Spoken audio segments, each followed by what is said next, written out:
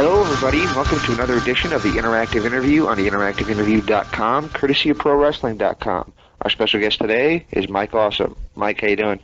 Pretty good, guys. What's happening? Quite a bit. So, you mind if we just get into the questions? Jump right in, do it. Sure. First question I have for you is, were you a wrestling fan growing up? Of course. Oh, man. I can remember going to the Fort Hesterly Armory in Tampa, Florida. I believe it was like on either Tuesday nights or Thursday nights. I forget now. It's been quite some time. But there was this guy that lived down the street. He had 3 kids. And me and my brother, we used to go, they were friends with us. And we used to go with him and his kids every week. Yeah, we were religious fans. It was great. I mean, it was just great watching Dusty and all those guys in their prime. So who were some of your favorites? What's that? Who were some of your favorites at that time? Of course, Dusty Rhodes. Right. I was a kid, everybody was into Dusty Rhodes that was anywhere around here. Who else was Terry Funk? He was a favorite. I didn't realize it at the time he was a favorite, but really he was because I hated him so much. So, he was over with me. So, I have to say now that he was a favorite just because of hating him so much. Was the plan always to be a wrestler? No. After high school, I went to college. Did 3 years of college, and in my 3rd year of college, actually before I went to college, I worked for a year to save money for college. And then, like I said, after 3 years of college, talking with my cousin, Mike Malay, which is Horace Hogan. Right. And he said that he was talking with his uncle, because, that's his uncle, Hulk Hogan is, but it's not my uncle. And he was talking about getting into wrestling, and him and I had kicked it around once before, but we were so skinny, we just didn't think we'd be able. You guys still there? Yeah. Okay. I can't hear anything out of you. I just want to make sure since I'm on the cell phone. Yep. But before I get this whole story out and then have to call you back. Yeah. So anyways, so he went on the road with Hogan for a week, and he come off and he said, Mike, it was great. He goes, we got to do it. Let's do it. And boom, we started doing it. We got trained and we did it. Did you guys train together? No, we didn't. I trained with Steve Kern, Steve Gator Kern. He wrestled locally, and also he wrestled in WWF, did a stint there. Right. USWA back in the day, and WCW. And Mike went to the Malinkos. Yeah. You mentioned USWA, and you had to stay there. What was it like working in that promotion? It was a great learning experience because I was at the very beginning of my career. And I always say this, too, it was a great weight loss program, too, because we weren't making any money, so we couldn't afford to eat. So everybody was losing weight. I must have dropped like 20 pounds just because I wasn't eating properly. What are fans like in USWA? How did the fans take to you?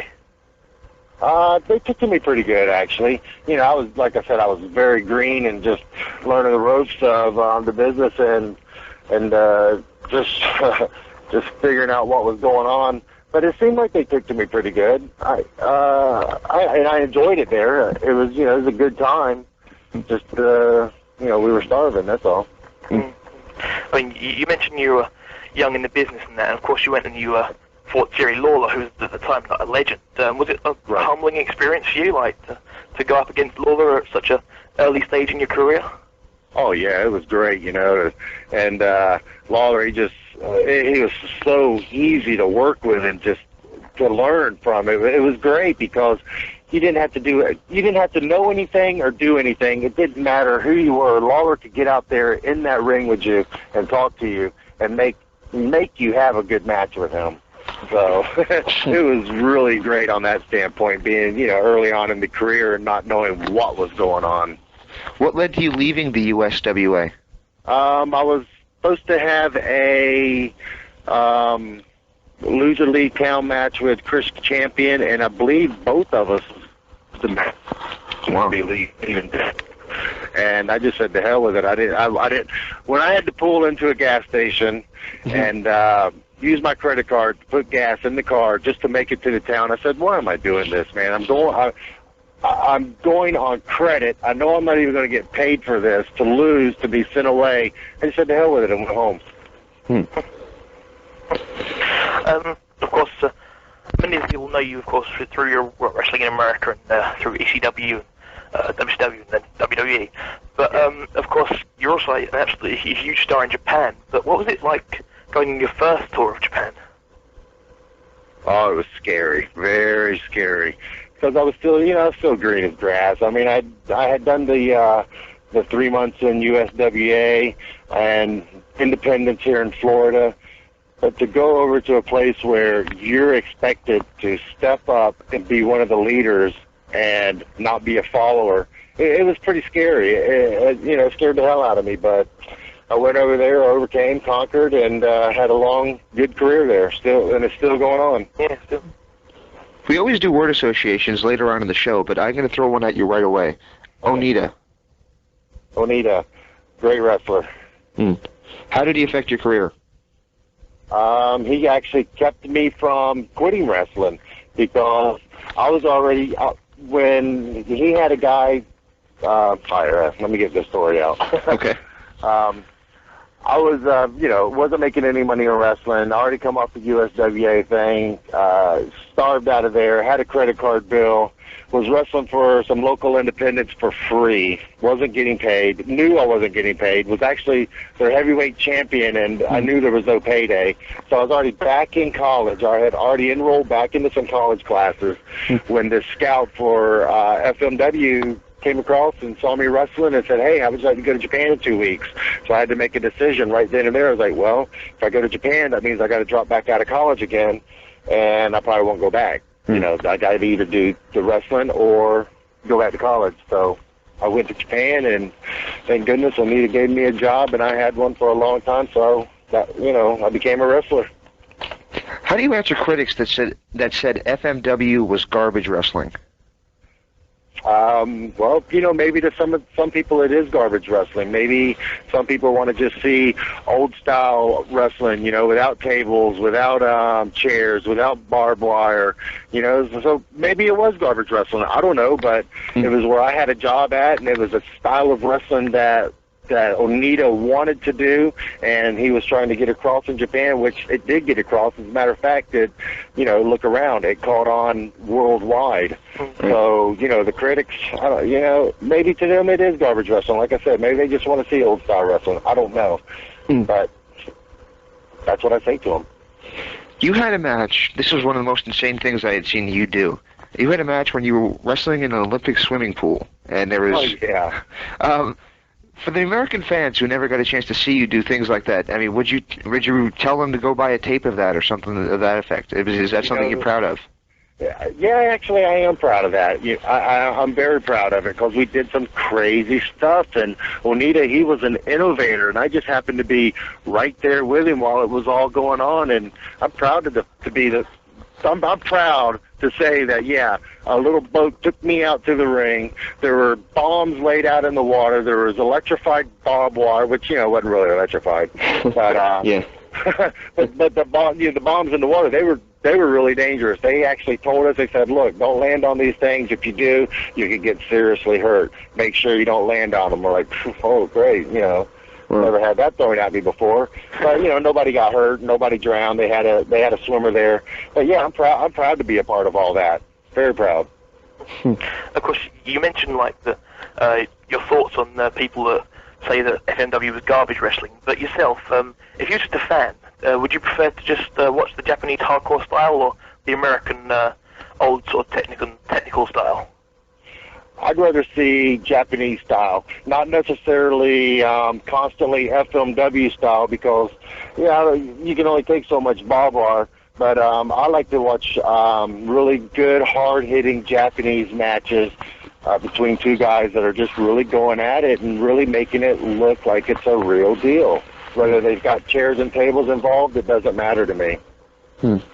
One of the guys that brought that style to America was Sabu, and even before that, his uncle, the Sheik, brought that into the company. Brought that into the business, I should say. What was the Sheik like? He was a crazy old man, but one thing about the Sheik, you know, most people didn't really get into his inner circle and get to know the guy. So all they ever seen was this guy that just acted crazy and acted like a nut, and he wouldn't befriend anybody. But he worked over there with FMW for so long, and he was on that bus every single day with us, that we just wound up becoming friends. And, you know, we got past, like, he dropped the act, you know, he dropped being the Sheik, and he would just, well, he was always the Sheik, but he'd be more himself, which is really more of a laid-back guy, not somebody that's constantly cussing you.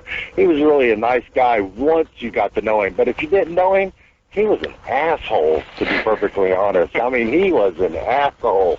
But, yeah, I'm just really fortunate that I got to know the guy, or I felt like I got to know him. And I feel really happy about that, and I'm glad, because not many people did, I don't think.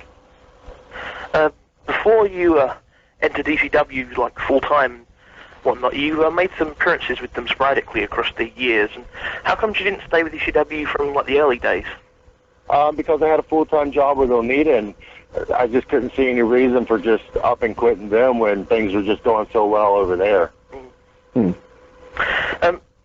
On a tape that I bought off the internet a couple of years ago, it's got wrestling's most hellacious accidents, and it's got you as the first match on the tape with JT Smith, where the top rope snapped, or it seemed like it snapped, and something... No, it didn't snap. It did not snap. What happened? Where I bent his back over the guardrail? Yeah, that's what I was trying to tell him before. Yeah, that must be it. I just did a tope on him, and he was standing right next to the guardrail, and it looked like I broke his back. I actually thought I broke his back. When he went down, I crawled over to him and said, "Oh my God, are you okay?" And he's like, "I'm fine."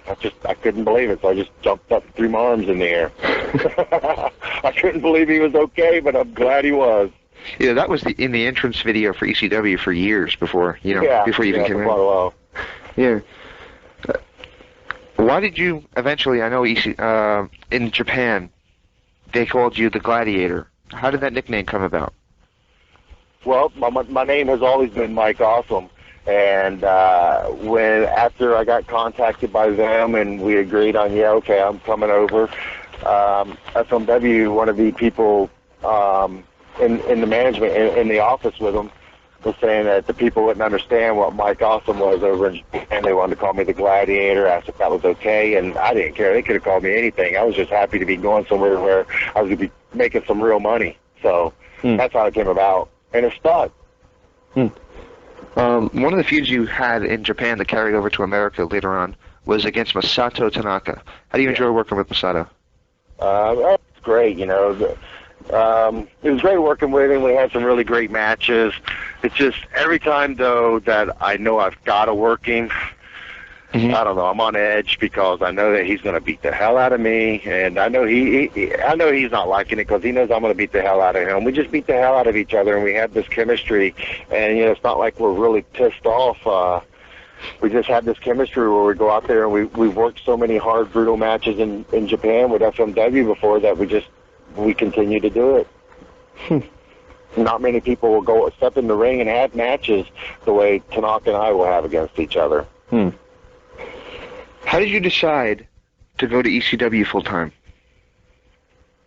I just didn't like the way things were going with FMW because Onita was out. They had new crew in there, new people doing the booking, and it just wasn't the same company. They were doing stuff that was far from what Onita originally did and far from what we did after he left the first time. And, after he left the first time, we got kind of with Hayabusa, who, now is paralyzed. Right. We got more into just wrestling instead of so much of the gimmicks. And then, I don't know, about a year after that, it changed. It changed big time. And I broke my ankle. And after I broke my ankle, I told them, I was like, look, guys, I'm going home and I'm not coming back. And I got a job with ECW, and I went out there and worked on a broke ankle and blew my right knee out. And I already had a left knee that was blown out, but I was working on it anyways. Because it had been blown out for 3 years. So I blew my right knee out with ECW and took a year off to heal myself. When you were there in ECW, when you signed your contract, did you have any idea that you were going to get as big of a push as you ended up getting? I knew everything up front. Really? Cool. Yes. All right, memories of winning the ECW World Title the first time around. Memories of it? Yeah. Cut my leg really bad. Still got the scar on it right now. With the match. Oh, you're breaking up. You just broke up for a second. Yeah. Oh, okay. I've got all my bars here. Anyways, I like the whole match, but after we got tapped out of there, I really liked the match that me and Tanaka had after that. So. How was Spike Dudley to work with? He was fantastic. Spike is a hell of a worker. He is one crazy man. Takes some crazy bumps, and he helps me get over huge in ECW. How long had you been talking with World Championship Wrestling before you decided to jump over? About 4 days. 4 days. Yeah. Okay. Yeah. Was there any hard feelings between yourself and ECW at the time when you decided to jump over? The only hard feelings I had was, I wasn't getting paid with ECW the way I was supposed to and the way it was agreed with in my contract. I had no hard feelings with any of the guys there.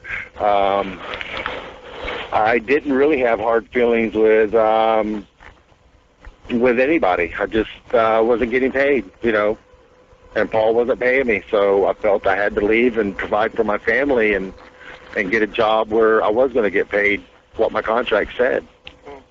On the WCW Live audio show, you did a segment where basically you said, come in this date, you're going to tell everybody the true story of what happened in that, the jump. You never really got a chance to do that because of a gag order. Yeah, I talked about it. Yeah, but could you give us that story, exactly what was going on, backstage with ECW and such? Ah, man, that's been so long now. Let's think about all the garbage that was going on. Basically, Paul got an injunction against me to keep me from wrestling with WCW because he said I had a signed contract, which I did not have a signed contract with him. And he did produce a contract that had a signature about 3 inches below where you're supposed to sign it at. Not a signature, initials, my initials, which clearly was not my initials. And we were going to go to court and fight it, and WCW agreed to settle out of court, paid Paul like $50,000, and that's the way it got settled. But I was ready to go and fight it because I know I didn't put my initials on that thing, and he knows I didn't. So from that point on, I had a little bit of a problem with Paul. What's your opinion on Paul Heyman right now?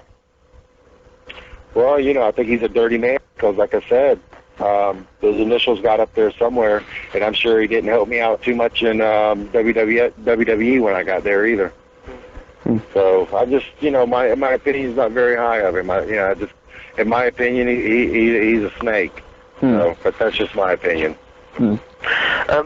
Why do you feel that, when you moved to WCW, ECW made a huge deal out of it, but yet when Taz and the Dudleys went to the WWE, they didn't seem to make such a big deal out of it. Why do you think that your move was? Oh, because I just walked out and didn't say a word to him. Didn't show up at the show.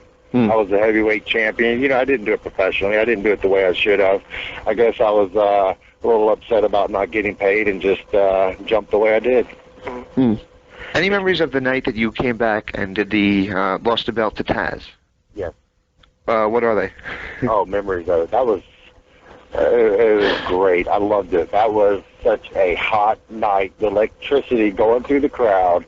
Just even though that they were, chanting, I can't remember exactly what they were chanting. Something about me jumping and, leaving the company. Right. Even though it was negative towards me, it didn't matter because they were reacting, and they were reacting so huge. I just wish that Paul would have had me in a match like against Rhino, a friend of mine, somebody I could have trusted, and actually went out there and had a 4-star match for him. You came out. Hear that? Because y'all are breaking up on me. Oh, no, I got all that, yeah. Okay, cool. All right, question I got for you is, when you first went to WCW, one of the first people you feuded with was Kevin Nash. How'd you like working with Nash? He was great. Nash, he's willing to do just about anything you want to out there. I don't mean like crazy-wise, but right. He's not worried about, this guy's going to get too much on me. What's this going to do for me? he just didn't seem to be worried about all that crap that so many other people were. What memories do you have of your match with Hulk Hogan?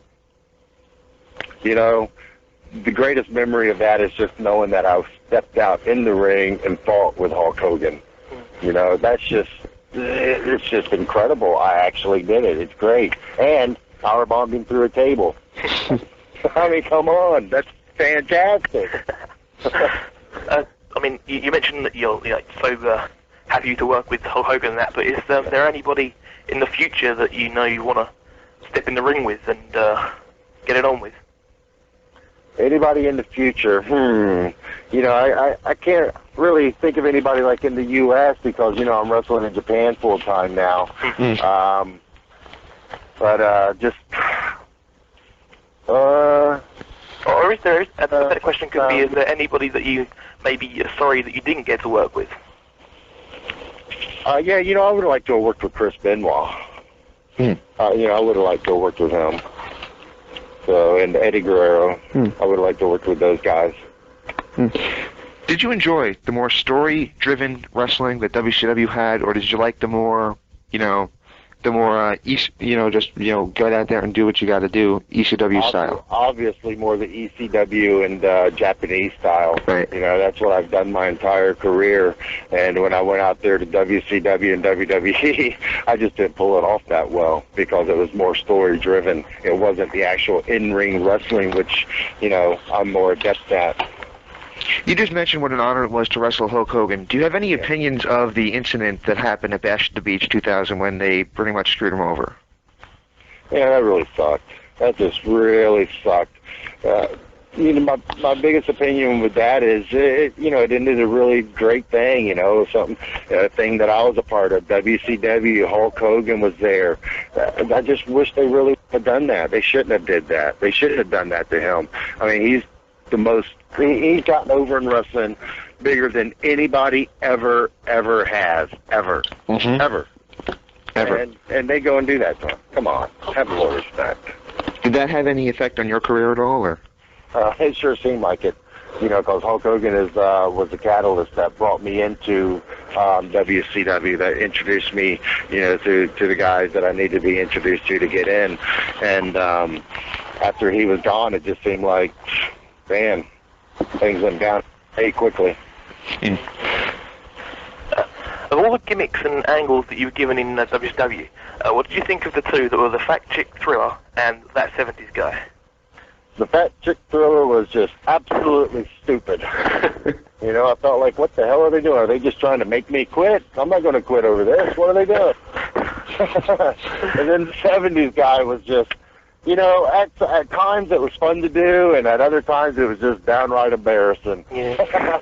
I mean, I do have some really, really good moments from doing the 70s guy. I have none from being the Fat Chick Thriller, but I do have some good memories from being the 70s guy, like pulling into some of the arenas, you know, in that big goofy-ass looking bus. Time I powerbombed that guy from, what's that rock band?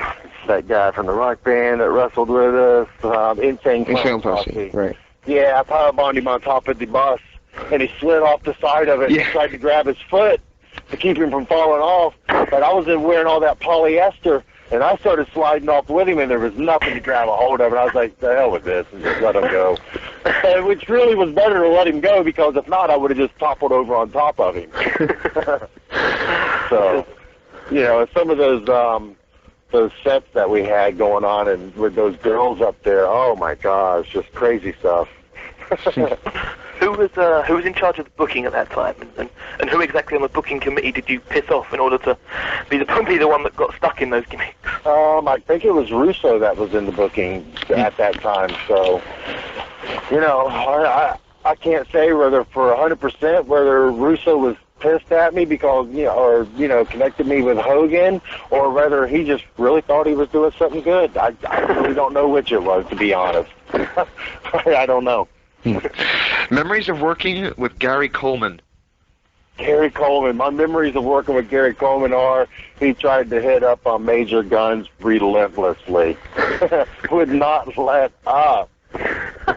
Would not let up because she was involved with in the scene that we were doing, and Right. oh my gosh, I was like, lighten up, guys. She's not going to give it to you, all right? There are some reports on the internet that at the time of when you superbombed Vampiro at Halloween Havoc, that you injured him. Was there any truth to that, or is it just another I don't think stupid so. internet rumor?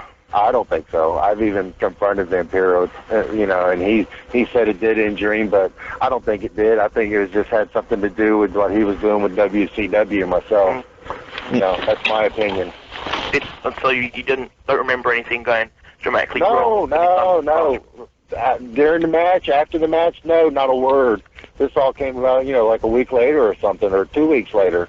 At the same event, it seemed like a fan jumped you at that Halloween Havoc event. What exactly happened? We were up in the stands fighting, and he just came out of nowhere, leapt on my back and started swinging. So I flipped him around, and I just started swinging and punching him back. And I hit 2 security guards, and I believe I hit the guy maybe once. But I hurt one of the security guys' hands, punched him so hard. So, fortunately, security was there grabbing him and, getting him off of me. So that was good. Have you had any other sort of instance where something like that, or something completely unscripted has gone on in your career? Oh, yeah, most definitely. In Japan, it's happened several times when fans have just gotten out of hand. And, over there, you hit a fan, you're not going to get sued. So I've had to put a couple fans in their place, like I said, in Japan. And there was one incident where we used to have, with FMW, we had these girls working with us that were wrestlers, and they were just tough as nails. And this one fan had threw something at the ring, and she grabbed this guy and she brought him to the back dressing room area. And, she was yelling at him. Well, the guy bowed up and acted like he was about to hit her. He was like twice her size. Mm-hmm. And I saw that, and I just come running from way down the hall. It must have been like a 30-yard run, and I just got up to top speed and hit him with a clothesline upside the back of the head. As soon as I got close enough, just about close enough to make contact, she just took one step over because she was looking at me and saw me coming. I just creamed him. Back to your time in WCW, what were your memories of the haircut angle and gimmick? Did you want to have your hair cut? Oh, yeah. Hell yeah. Anything to get out of that gimmick I was doing. Anything. Was that your only pathway out at the time? How did they approach you, and how do they approach people when they want to go into a haircut gimmick or something that will change your physical appearance? Change your appearance? Yeah, well, Johnny Ace knew that I wanted out of the gimmick. He knew I didn't want to do the 70s guy. I wanted to do something more serious, like I've always done before. And we had just discussed it. The first step was maybe having a match where I got my hair cut. Boom, there, that gets rid of the 70s guy right there. So. In the last few months of when WCW was still active, what was the locker room like in comparison to maybe other times when you're in WCW, and maybe other locker rooms that you've been in since and in the past? Well, it seemed like the last few months, everybody knew that something was going on. We was going to be sold, because Time Warner just got bought out by AOL, and they were not interested in keeping WCW wrestling. So, yeah, it just kind of sucked. Everybody knew it was over. It was coming to an end, hoping that somebody else would buy it, but not expecting WWF to buy it. So, it wasn't as good. The mood just wasn't quite as good, I don't think. I'll try that again. How and when did you learn that WWE was going to be picking your contract up? I was in the dressing room on the last day of wrestling for WCW. We was in, up in the Panhandle somewhere. I forget exactly where. Yeah. The vacation destination for spring breakers. What is that? Panama Beach. Panama Beach. Yeah, I think it's Panama. Yeah, I think that's what it is. Anyways, I'm in the dressing room, and I think it was Hugh Morris that walked in and said, "Mike, your contract got picked up." I was like, "Great." What was that last Nitro like? What was the vibe backstage? Well, backstage was kind of weird because of the way the dressing rooms were set up. There were so many, small rooms instead of just, one or two big rooms with everybody in it. So it was almost like everybody was off into their own little cliques, I guess. So it was a different atmosphere, but it would have been, even if it wasn't a last day, just because of the fact the way the dressing rooms are set up, because we were in a hotel. You made your WWE debut on the 25th of June 2001 when you came in and attacked Rhino backstage and got the hardcore title. Was this supposed to be like a push for you, or was you going to be brought in as a way to push the hardcore title? They never said a word to me one way or the other, so I don't really know, but I thought it was going to be a push for me, but it turned out, just in the match, from the very first matches I had with the belt, that, it's not going to be a push for me. Of course, you was part of the Invasion angle, and you was part of the recreation of ECW in July. What was it like to be wrestling under the ECW banner again? It was kind of weird. Never thought that would happen again. And after doing it, I started liking it because I felt like it was getting over. The fans were really digging it, and they were starting to chant ECW at the WWF arenas. And soon after that, it got kiboshed. And I think because of the fact that, we were getting over so well. Yeah. Do you feel that they completely mishandled the whole, like the way they could have done like the big matches that people wanted and whatnot? Do you think they completely mishandled it?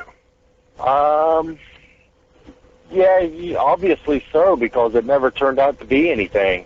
Yeah, I guess they did. But they never really got the top talent from WCW at the time that the people wanted. The people at the time, they wanted Goldberg, they wanted Steiner, but they didn't get it right away, and that's what they were really wanting. You can't say they were wanting me because I was already, tucked to the wayside way before that in WCW. In November, that you suffered an ACL tear. What happened there, and do you think that was like the writing on the wall for your WWE career? Yeah, no, that wasn't the writing on the wall. It was already gone anyways. So that's the way I felt. Whether I got hurt or not, I was probably going to be getting fired. So. Do you think Paul Heyman at all, was involved in keeping you down in the WWE? That's what I'm saying. I'm sure he didn't help. I can't say for 100%, that yes, he did, but I'm sure it didn't help. In my opinion, it just didn't help. Because I didn't walk out on him, the way I did walk out on him, and then he didn't have power in WWE at one time.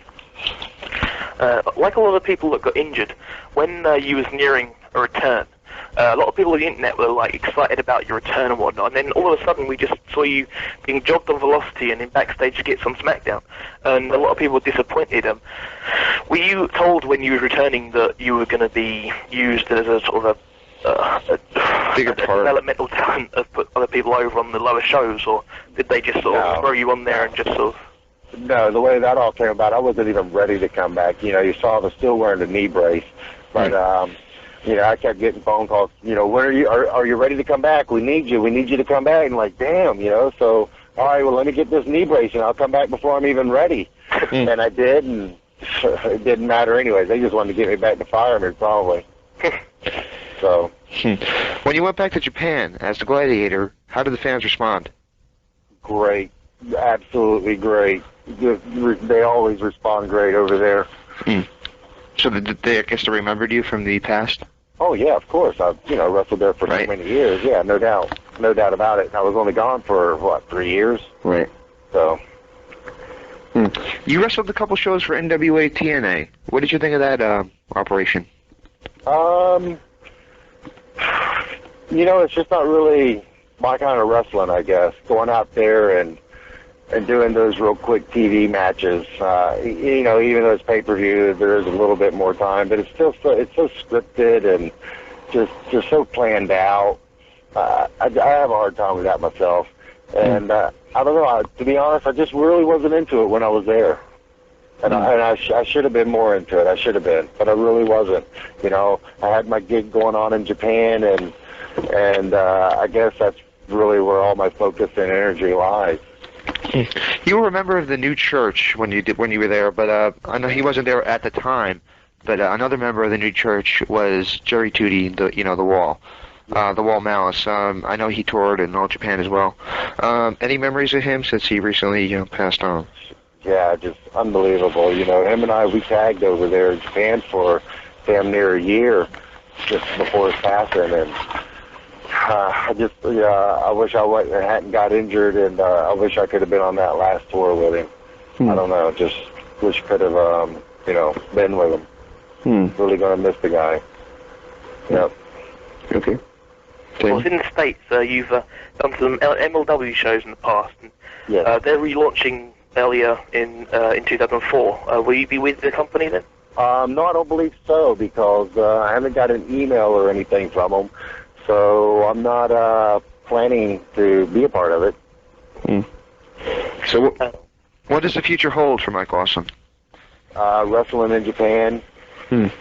Yeah, that's like I said, where my main focus and energy is, because it's just so tough to really make a living on the independent circuit here in the States, and I just need a little bit more than what the independent circuit can offer. So I'm just going to keep doing what I do best and do it in Japan. And how can fans find out what shows you're going to be on and whatnot? Do you have an official website, or do you have a way? No, I don't. But I really need to get one. I really do. And I've talked about it for years, and dang it, I need to do it. So if anybody's listening and wants to help, do a website for you, how can they contact you to do so? Actually, I've already got somebody that's supposed to be working on it. Excellent. Yeah. So, I'm waiting on a call back from them to say it's done. Cool. Excellent. Well, make sure you contact us as soon as it's up. Right, but if anybody wants to see what I'm doing, really in the States, I have nothing planned and nothing booked at this time. But just go to All Japan Pro Wrestling, type that in, and you'll come up somewhere and find out what I'm doing in Japan, and then just try to get DVDs or whatnot from wherever they get them from. The internet. You can find anything on the internet. If your career was to end tomorrow, what would you say your career highlight would be? My career highlight would be when I won the FMW Heavyweight Championship for the first time. Cool. Yeah, because that was the accumulation of a lot of years of struggling and really struggling and trying to make it in the wrestling business. And it was like my first really big accomplishment to be the heavyweight champion of a major company, in Japan, such as FMW. Excellent. Well, now can we roll into some word associations, if that's okay with you? Okay, that's fine. I'm not that good at it, though. I think a word on it instead of saying what pops up. Well, you can, if you want to think about it and give a story about any of the names, that's fine. I mean, you don't I'll try to do one word, though. Okay. First on the list is Vince McMahon. Vince McMahon, very powerful guy in the wrestling industry. Paul Heyman. Paul Heyman, not a powerful guy in the wrestling industry anymore, thank God. Masato Tanaka. One of my best competitors ever. Hulk Hogan. So, that, just proud to be the fact that I got in the ring with the guy, I've already heaped enough praise on Hogan. Horace Hogan. Horace Hogan, a really good friend of mine. Spike Dudley. Spike Dudley, great wrestler. Hey, and after that, what's Spike doing now? Is he still with WWE? Yep, he is, yeah. Oh, okay, good. I think he got injured at one point, but I think he's all right now.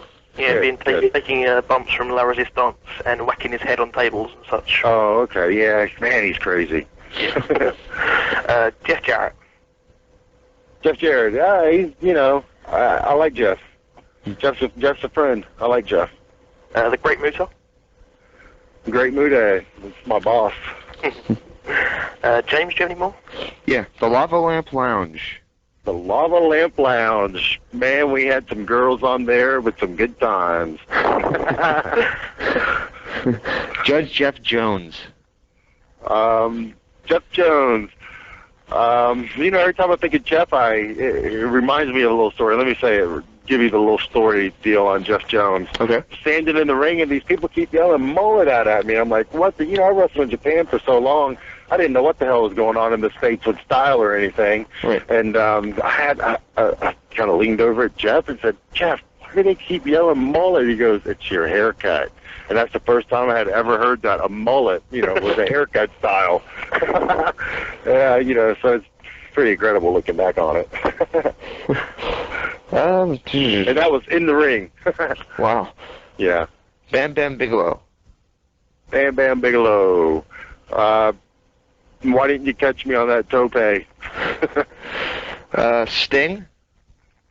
Sting, hey, he's one of the best wrestlers ever to come down, ever. I think he's been one of the best, Wouldn't you guys agree? I would say so, yeah. Definitely. Okay. It's so admirable. He was one of the few that, not a dig against you, but one of the few that never jumped across from WCW, stayed loyal through WCW. Oh, that is true. You're right about that. Yes, he did. How about Hugh Morris? Hugh Morris. Hugh just never got that break, I don't feel. They seem to kind of like always give him like this little push into WWE, but they never really break through as, going all the way with it. Yeah. Of course, he's now retired and doing his announcing. Right. Would announcing be something you'd ever consider? No, probably not. I'm not really much of an announcer. There's been several people that have told us, like Shane Douglas, that once they're done with wrestling full time, they'd like to still be involved either behind the scenes or doing something in the business. When you're done, are you done, or do you still want to do things? I want to be done when I'm done. I'm not really interested in doing anything else besides the wrestling. Once I'm done wrestling, I want to be out of it. I just want to walk away from it. Excellent. Well, we can't thank you enough for this interview, and is there anything you'd like to say to your fans before we hang up? Yeah, don't feel like I'm dissing you guys by, not working here in the States, but, there's only one major company here, really, that you can work for, and I'm not working for them, so that's why I'm in Japan. Well, obviously, as soon as your website's done or whatnot, let us know, and we'll get the word out about that. Okay, and, sure will. Thanks for your time today. We really appreciate it. Okay, appreciate it. Thanks, guys. All right, stay tuned for more from the Oh, I appreciate it. Stay tuned for more from the interactive interview. Or I'll come out of your computer and body slam your ass. This is Interactive Wrestling Radio. Interactive Wrestling Radio. Interactive Wrestling Radio. Interactive Wrestling Radio. Interactive Wrestling Radio. Interactive Wrestling Radio. Interactive Wrestling Radio. Oh, for us. Featuring the interactive interview. Interactive interview. Interactive interview. Interactive interview. Interactive interview. Interactive interview. Interactive interview. Oh, yeah. Formerly The Blaze. The Blaze. The Blaze. The Blaze. The Blaze. The Blaze. The Blaze. The Blaze. The Blaze. The Blaze. The Blaze rock. Yo, Mania, so what you gonna do when the Blaze of Mania runs wild on you? On WrestlingEpicenter.com. Wrestling Epicenter. Wrestling Epicenter. Wrestling Epicenter. Wrestling Epicenter. Wrestling Epicenter. The Wrestling Epicenter. Don't get off. And now we shamelessly name drop from our history. The Wrestling Epicenter would like to apologize for the following. All right, everybody. Viva la raza. Viva la raza. Hey, y'all. Hello, ladies. Hey guys, we had a lovely conversation. First lady, absolutely. Oh, look at me. She's so kooky. Be there. Where else? Interactive Wrestling Radio. Wrestling Epicenter. Oh my God, you win! Love being interactive. I was not shooting. I almost missed my pants. Breaking neck. I got 2 words for you. I've heard a lot about you guys. Let's go. I see my language. Getting over the shot. No, into the many. No nerves. That was great. It's going to be cool. What it's all about. The purest point of the living legend. Roger Rowan. Arrogant. Jesus makes me. Instead of statement, I'm talking to you. So lonely without you. In the land of extreme. Testify. Nevermore. Interactive interview. I'm not just the best.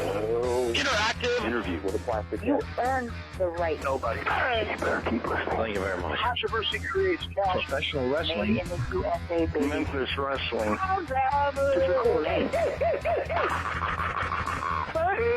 guy on fire. And Let me talk to you, dummy. We were sexy. What a show. The one and only. Interactive Wrestling Radio. Wrestling Epicenter. Interactive interview. We took care of the business. This isn't ballet. We are huge with this whole. You're where it's at. You better recognize who's the best. Make sure to tune in each and every week. I'll come out of your computer. Knock down your door and turn it on for you. Or else I'm going to kick your stinking teeth in.